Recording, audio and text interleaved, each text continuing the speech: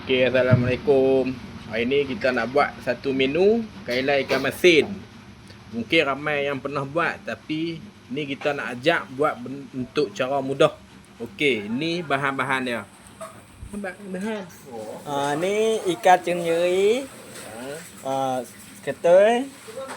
Ni batang kialan, lembut tu. Ni bawang 2 biji, bawang putih.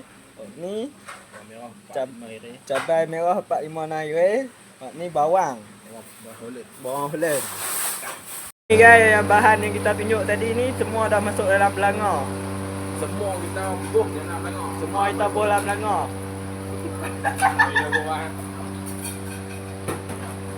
Angkat lu. Masuk ke ayak.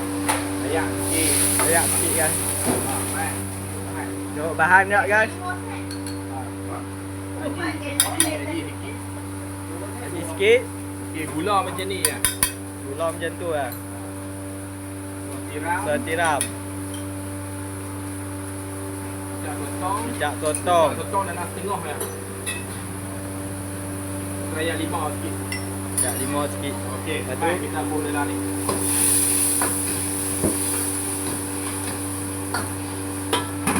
Buka api bagi kuat. buka api kena bagi kuat. Kita nak bagi sayur. Masuk Tu ni jalan. jalan dia. Bubuh dalam ni.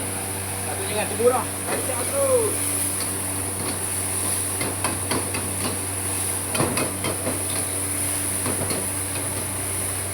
Okey, siap. Okay, siap. Ingat ni. Dah.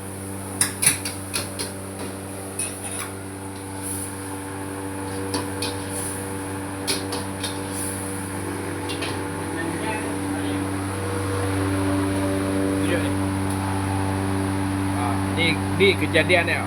Abang tu. Ni kejadian dia sudah nak siap. Tu kita letak ni. Lepas tu kita bawa bawang sikit. Bawang kuning. Bawang goreng untuk dia. Okey.